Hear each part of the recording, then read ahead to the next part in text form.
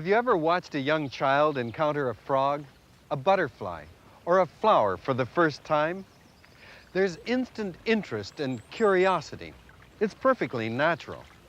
But now that most of us live in urban settings, it's getting harder and harder to find a bit of nature.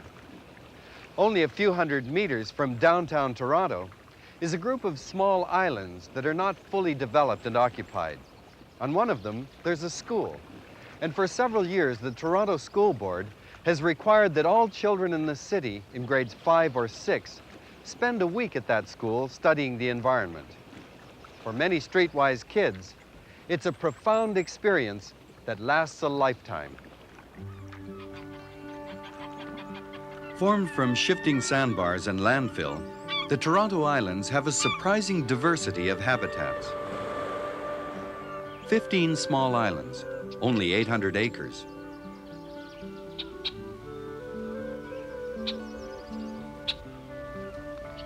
We look outside our urban environments to see and enjoy interesting things from the natural world.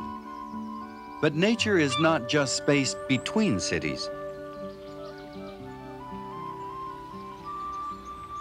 Every Monday, 72 exuberant 10 and 11-year-olds ride the 10:30 ferry to the Toronto Islands.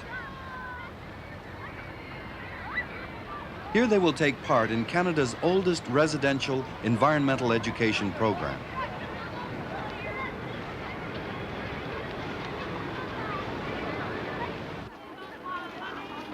The Toronto Island Public and Natural Science School will be home for the next week.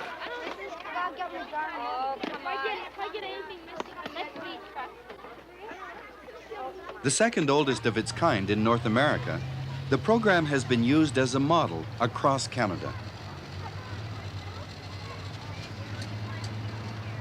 A brief introduction to their new home, and the children are ready for their first class.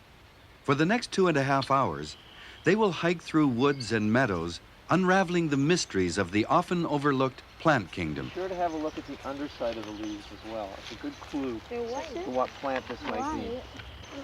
So it's in the yellow section. It has 5 petals and a very distinctive leaf. Their program for the week, geology, pollution studies, birds, and orienteering, will be with the same small group of 11 classmates. City teachers come here 6 weeks before their students and choose 12 out of 30 possible subjects for their classes. Take a very close look at the leaves of this plant. They're probably... yes, it does. I don't know, but it's the closest. You think you know what it is? Yeah. Do you think you can be... Reflecting seasonal and daily changes, no two classes, even in the same week, will be identical. Migrating monarch butterflies, feeding on goldenrod in the late September sunshine. Butterfly banding, a favorite lesson for this time of year. Mexico's Sierra Madre Mountains will be the final destination of these seemingly fragile flying flowers, as Robert Frost called them.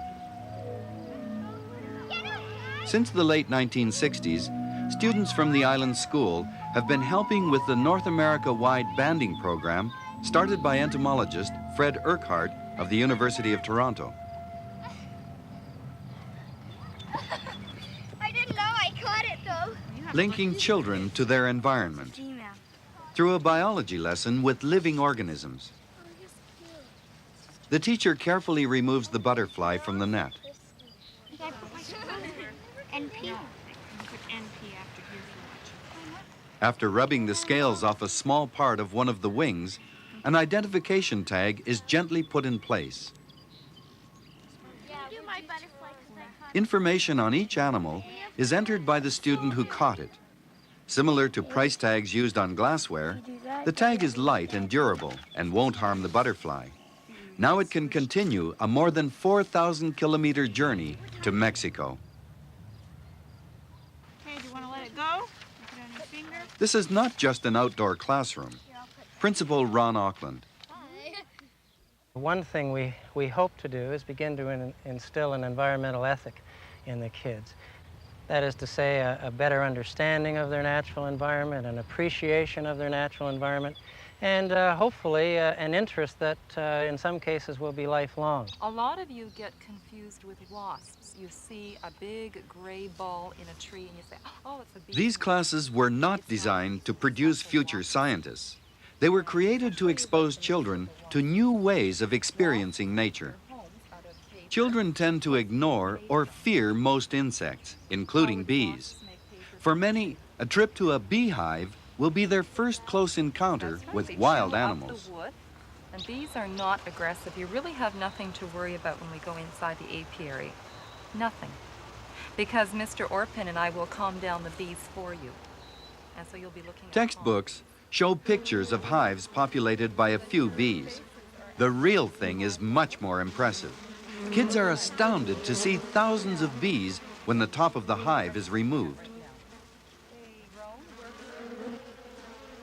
These are worker bees, the foragers collecting pollen to feed the larvae and nectar to make honey. Not easily communicated by books is valuable information about interdependence, which is best experienced by watching animals eating, flying, and caring for their young. It doesn't take long for these youngsters to become more aware of their surroundings. Teacher Ann Goyne.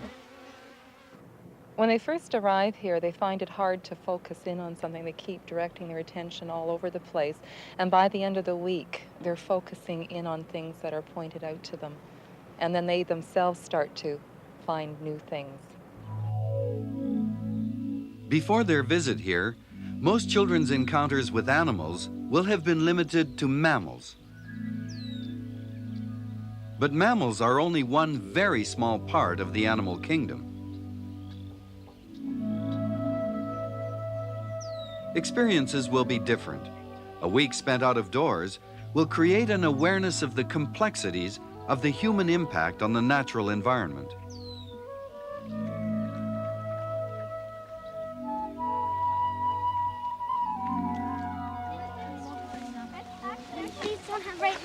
With the right costume, little encouragement is needed to enter the alien world of the pond.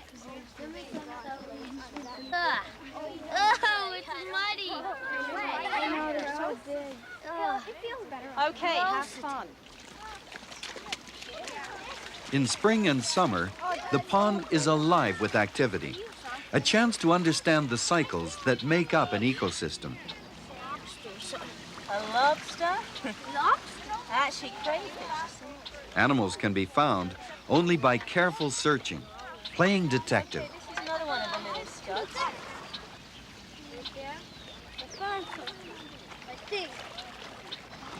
Singly and together, they search for small, fragile creatures living in the detritus.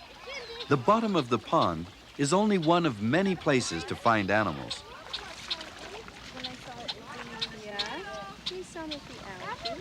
Everything will be carefully returned to the pond after it has been identified and its lifestyle discussed. Concepts learned in earlier science classes in the city can now be applied to a real environment. Looks like a small cockroach.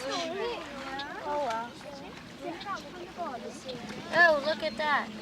Right there. No, right here. Ooh, it has a... Put it in here. Yeah. Oh, This dragonfly nymph will soon change into a swift, darting adult. Later on, the effects of pollution will be studied by conducting simple tests. There's a little worm thing. Pond crayfish, a relative of marine crabs, shrimps, and lobsters, usually hide in burrows at the bottom of the pond during the day. I really enjoy it when the children come to me with their new discoveries, when they focus in on something and they say, oh, Miss Goyne, come here, see what I found. That to me is the thrill, and I'd like them to continue discovering things on their own and finding the answers on their own. Mealtimes are shared with the same small group. Everyone has their responsibilities, laying the table, getting and serving food, just like home. There might be honey from the hives for their toast, or lettuce in a salad grown in the greenhouse that's used to study solar energy. Before bed, there's astronomy, a night hike, or skits. Although this will be the first time that most will have been away from their families, rarely is it necessary to send a homesick child back to the city.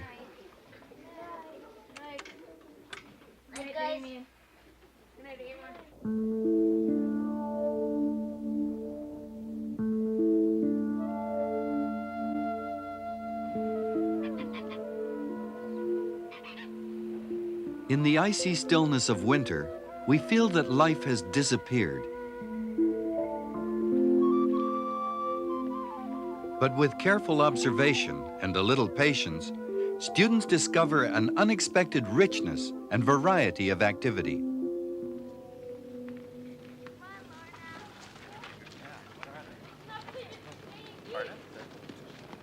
Classes at the Island School's science program continue, even on the coldest of days.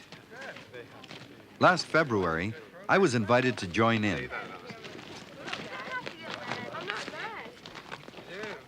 we are, boys and girls. In winter, this feeder is visited by a variety of birds.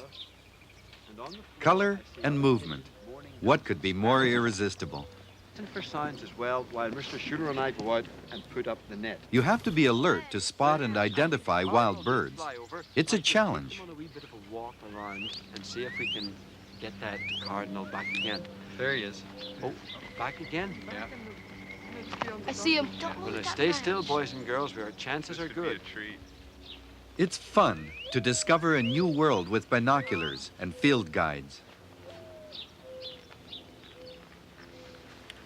You could have caught one. There was a movement of a bigger bird. Several teachers have a permit from the federal government to catch and band migratory birds. A mist net is strung in front of the feeder. Invisible to the birds, its fine gossamer threads hang like a spider's web. Catch a bird while we're gone and it's left in here. Well, I don't leave the net up for too long. You can't keep So I'll put the little chickadee. This black-capped chickadee will be taken back to the school for a closer look. In. He goes. hard taking. Move away, Sappho. Now we're getting Eureka! Here we are. None the worse. Stay with Yeah, move back. Give the little bird a chance to get calmed down. Let me do it first. Just get used to it. Common creatures that live in our backyards. To get this close is magic. I heard people say, oh my, how pretty it is. And sometimes we're inclined to think, huh, only a sparrow. I don't like that. This is a very beautiful and very precious and very special bird because it's alive.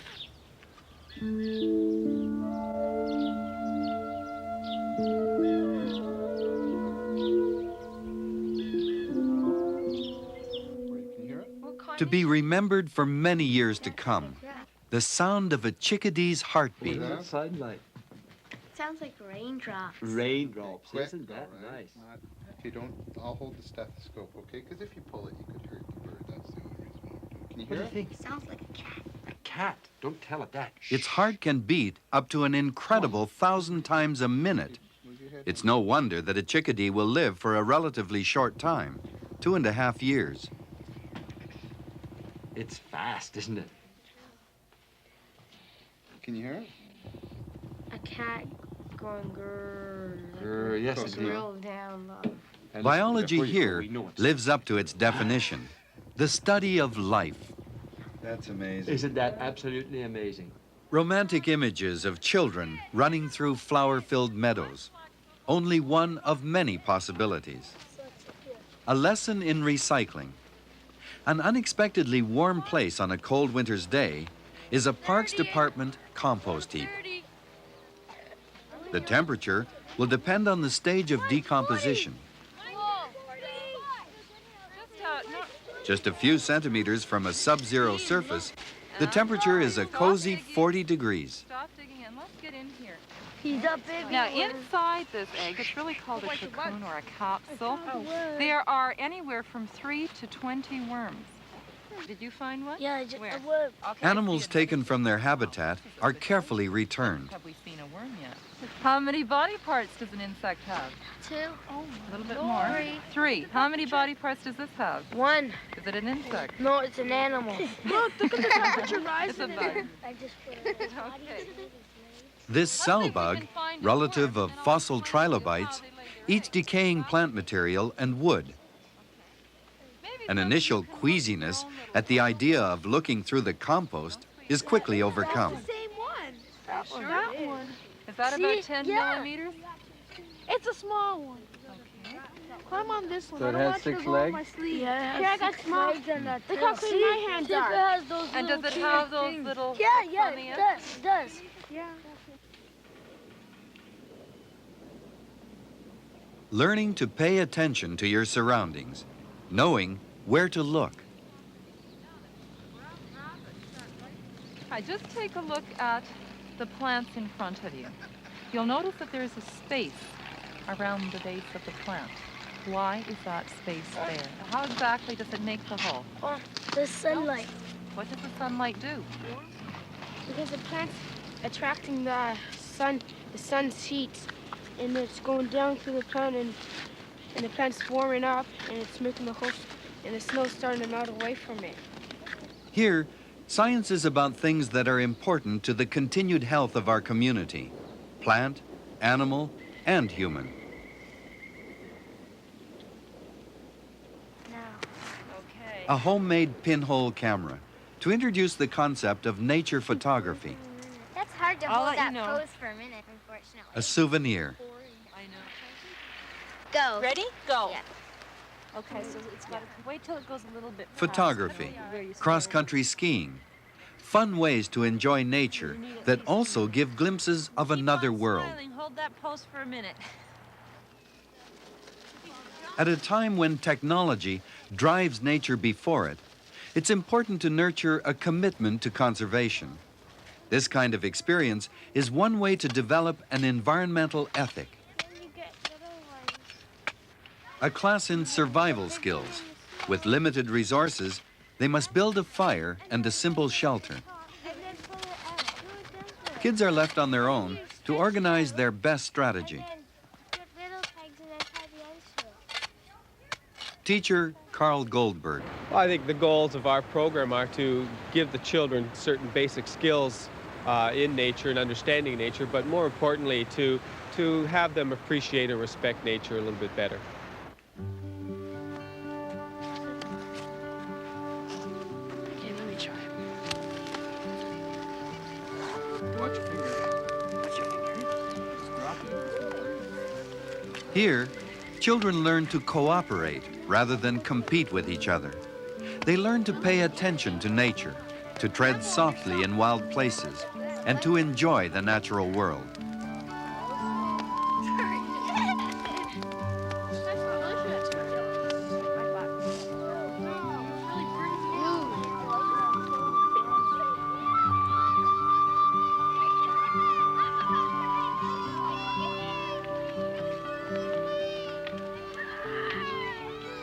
From their hands-on experiences at the Island Science School, young people will begin to develop a new respect for nature, an attitude that's vital if they are to become aware and concerned citizens of the 21st century.